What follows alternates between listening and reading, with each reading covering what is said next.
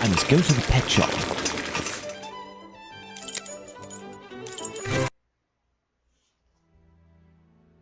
I must go to the pet shop. Closed until further notice. Abraham isn't there. No luck.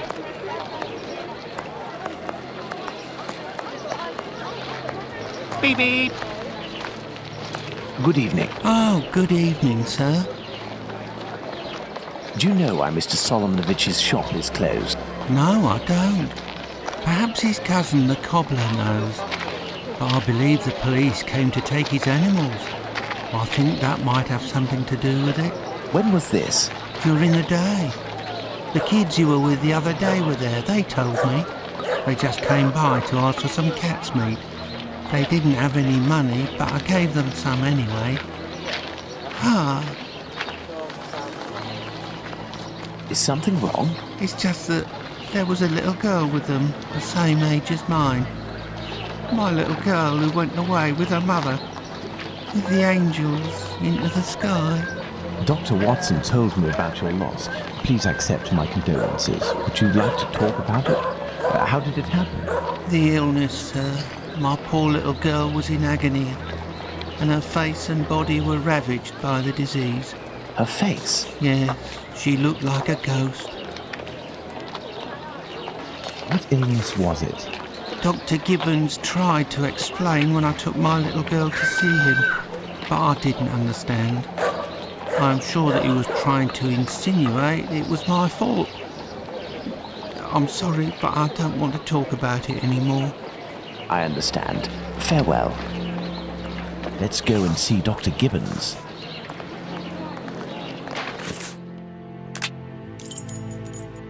Let's go and see Dr. Gibbons.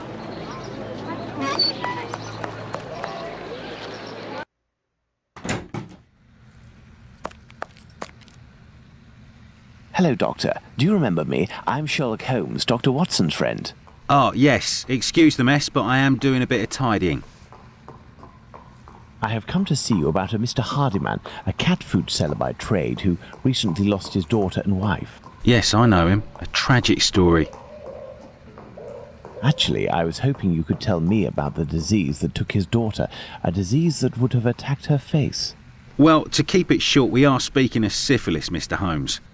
You must certainly know that it is transmitted through intimate connections, and that the vast prostitute population here contributes to its inevitable progression. It destroys individuals by spreading through the body slowly. The most obvious symptoms can be found in the genitalia and on the face in the form of pustules or lesions. Sometimes this illness can destroy whole families. The father catches it from a prostitute, he transmits it to his wife, who in her turn passes it to the kids which she bears or nurses. These cases are numerous in the vicinity. Certain children, and this is the case of the little girl whom I won't name, suffer from an emaciation of the face which will, apart from predicting an imminent death, bring infamy upon the family. Emaciation of the face? Yes, what we sometimes call the pox. I will give you a photograph. One cannot be mistaken on the origin of such a face. The eyes seem to be void of lids. The nose is inexistent, as if it was cut off. And the cheeks are chiselled, as if cut with a knife. This loss of facial matter, this emaciation, is in this area often the gift from a father to his children. Can I keep this photograph? I should destroy it. But if it can remind you that one must sometimes think twice before giving in to physical attraction. I always seem to find myself alone in such cases. Thank you, Doctor. Oh, wow. Wow, okay. It's pretty scary. Let's go to the cobbler's. Okay. Cobbler shop. Actually, let me take a picture of that. Yeah. Cobbler shop. Let's go to the cobbler's.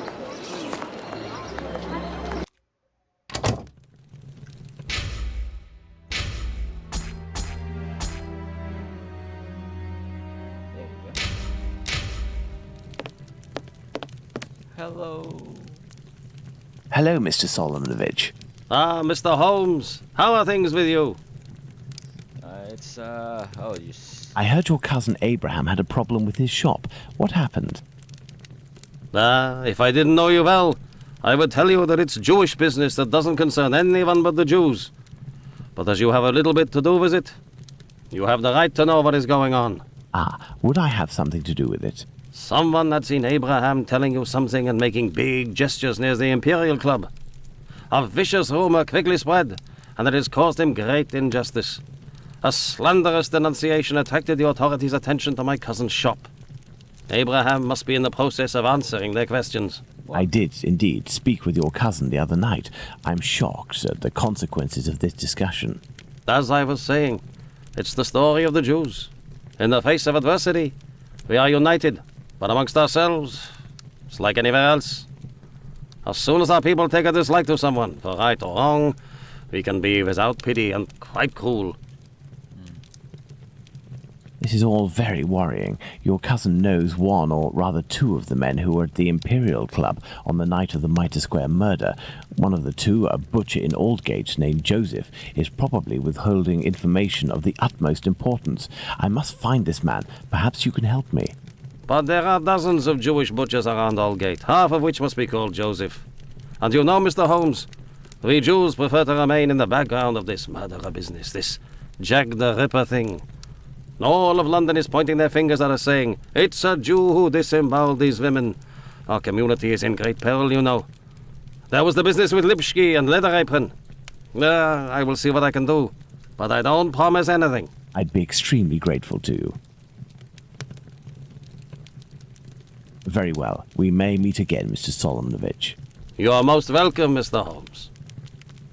I've paced up and down Whitechapel enough. I should return to Baker Street in order to reflect on the new facts that I have discovered.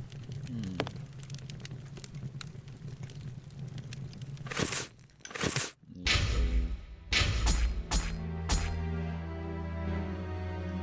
never know, man. Yung auto-save sa larong to. Baker Street.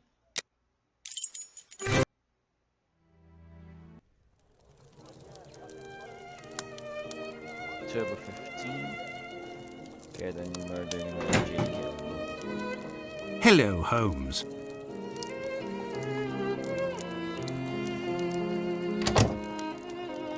Good day, Watson. Listen, Holmes, I know I should have got here sooner to give you a report on my research, but this case has led me to neglect my patients and my wife more than I care to admit. I've been able to sort things out over the last few days, and now I am ready to pursue this investigation. You don't have to justify yourself, Watson. Whilst I do tolerate you as an observer, and despite your occasional help with more menial tasks, may I remind you that you are by no means an indispensable part of this case. What the hell? Oh, you tolerate me as an observer, do you? Oh, you're too much, Holmes. Well, Mr. Detective, despite my absence, I have been working on this case, putting my relationship on the line in the process. And I happen to have a confidential letter that only passed from one lord's hand to another. What it contains is extremely serious and concerns Dr. Tumblety and his collection of uteri. Let me see that. I'm gonna be reading this. Okay.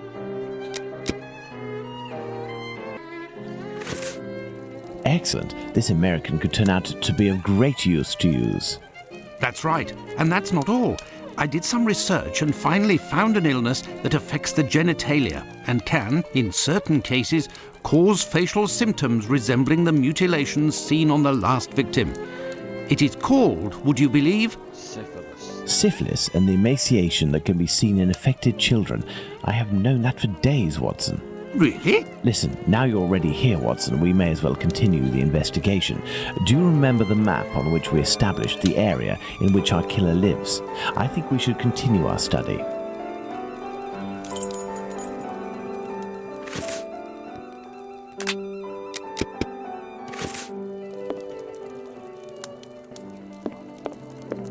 Get out.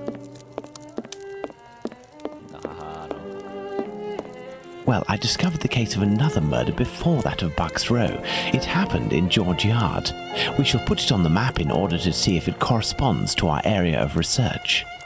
We must place the murder of Martha Tabram in George Yard on the map. Pasok.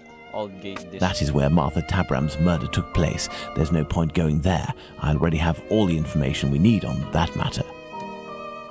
You see, this murder took place in the area in which our killer lives, his safe zone. Nonetheless, there are two major differences between the murder of this Martha Tabram and that of Polly Nichols. Firstly, the blows inflicted are not the same. And the second difference?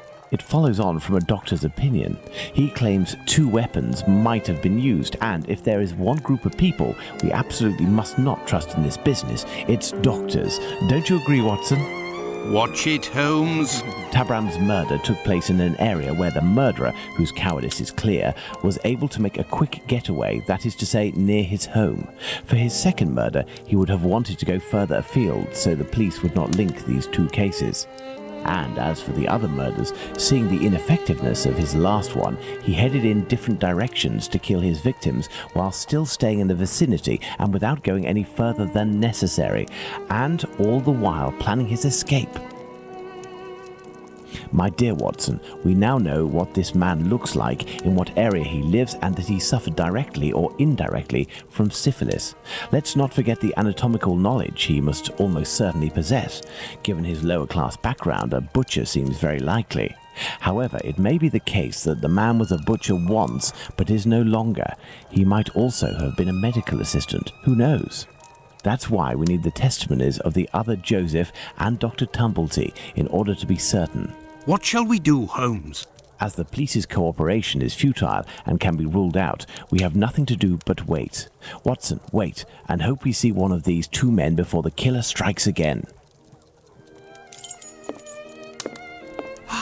At last, a long day's work done. How you doing, Holmes? Fine, Watson, just fine. I suppose you still haven't heard any news from Whitechapel? No, Watson. It's been almost a month now. Who knows? Our killer may have brought justice upon himself, overcome by remorse and ignominy for his actions. Not a chance, Watson. You haven't done anything about the story of a kidney that was sent in the post and reported by the papers. Why not? The killer left a message on one occasion with the intention of harming. The letter accompanying this package served no purpose other than to give value to its recipient and arouse disgust against its sender. The killer has never done anything for nothing. In order to authenticate the Galston Street message, he left an indisputable piece of evidence. Can we really say as much about this kidney? I don't know. All I know is that there are letters piling up on your desk. Isn't it time to move on to another case? Absolutely not, Watson. I think that the other Joseph is reluctant to meet me. The man he saw must certainly have put the fear of God in him, a man well known for his violence and his hatred towards Jews. There can't be any shortage of those in Whitechapel. I have hope yet. As for Dr. Tumblety... We found him, Mr. Holmes. We found him. Who's that? Dr. Bumblebee. He's been locked up by the bobbies, but they've let him loose. Oi! He was looking round like a rat who's scared of his own shadow. He's gonna do a run at years. Watson, this is our chance. The game is afoot. Let's hope that Tumblety will go to collect his trunk. As for you, my little friends, thank you for lifting this burden that has been on my shoulders for almost a month. Dr. Bongo. Sa punta tayo ng police station. Hindi makapaglakad.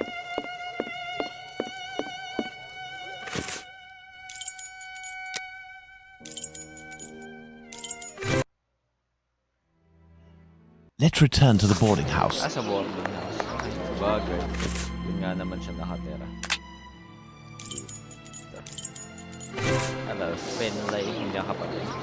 He is here. The doctor is here, up in his room. Peeking through my door, I saw him go up the stairs, and I think that he has a pistol. Regarding the trunk, did you do what I told you to? Yes, I jammed the lock and filled the trunk with stones. Should we call the police? Absolutely not. Go home, lock your doors, and if you hear a gunshot, shout as loudly as you can. Watson, we must disarm this man at all costs before attempting to confront him. Come, have your pistol at the ready and stay alert. Nice. Do I get a pistol? Apparently not. Okay. What shall we do, Holmes? What a sip. That's not a lot either way. What shit. Okay.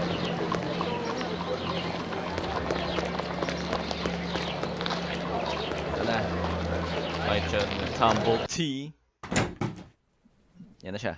Don't move a muscle or I shoot. Gärna kör. Who? But what is going on? Bravo, Watson. I take back everything I ever said about your less than full involvement in our investigations. Listen, Mr. Policeman. I already told everything to your colleagues at the station, so... Don't you believe it, sir. We're not with the police. We are here to talk about human organs, an area in which you seem to have a great deal of interest. What? But who are you? We are the ones holding the pistol. Listen, Tumblety, tell us everything you know and you will be spared from the noose or a bullet. Have you tried to get hold of any female genitalia from someone during these past months? So that's it. You English. Listen, as it happens, I do have a collection of female genital organs which I hold dear and never miss the chance to show my friends whatever the occasion. If you knew what I feel when my eyes meet the young men's as they contemplate with astonishment and disgust this soft and flabby skin that they worship and place at the center of all their passions. Women repulse me, gentlemen. They are one of nature's greatest mistakes. Lying, haughty, and most of all, nauseating. No, sirs. Men, mankind, we are not made to soil ourselves with such animals, and it is my task to educate my peers, like the ancient Greeks used to do, and put them on the path to masculine relationships, the only kind worthy of our intelligence. My God, this man has lost his marbles, Holmes. You haven't answered my question. Did you attempt to obtain any female organs? Indeed, but a long time ago. I was living in Liverpool at the time. A few of my specimens were starting to lose their freshness. But despite the sum proposed, the heads of the university hospitals refused to accede to my demands. The fear of what others would say, certainly. I know nothing more similar to an arrogant fowl than an English doctor.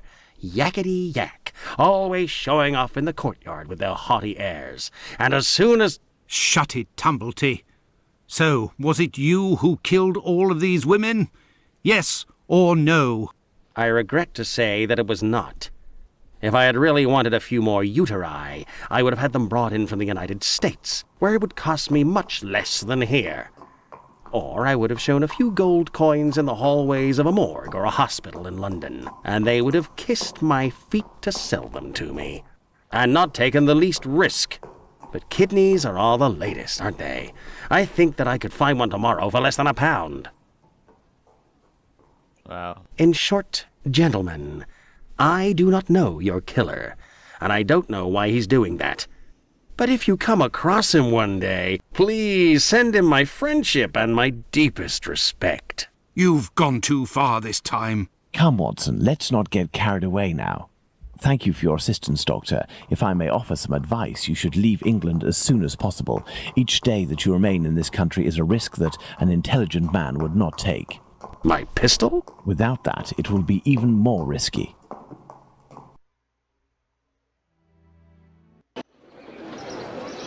Can we believe this man, Holmes? We can't be the murderer, and his story regarding the organs fits, but we can't afford to take the slightest risk. I will ask the Baker Street irregulars to follow him. Listen, lads, when Tumblety leaves here, follow him discreetly, and come and tell me as early as possible tomorrow where he is currently residing. Understood?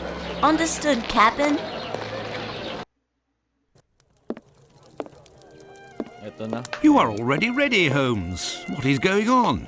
I have been waiting for you for at least an hour, Watson. It would appear that a new drama has unfolded. The youngsters came to give me this address, but I have some doubt as to the actual location we are going to. Let's try anyway. At worst, we may come across the Baker Street irregulars to put us in the right direction.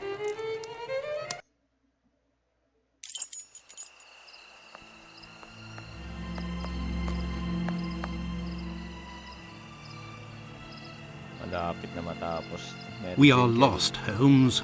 No, we're not, Watson. We are heading for the very street I'd hoped for, but as I wasn't sure it was this one, I've made a few big detours in order to find the right one. I'll know it when I see the name. Why, of course, Holmes. Why didn't I think of that? The great Sherlock Holmes can't... We just save.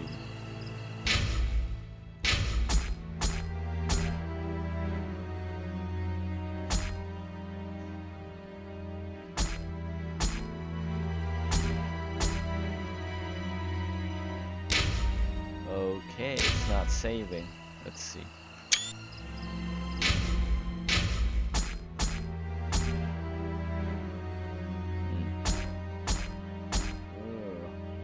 I'll try something. Stop the video.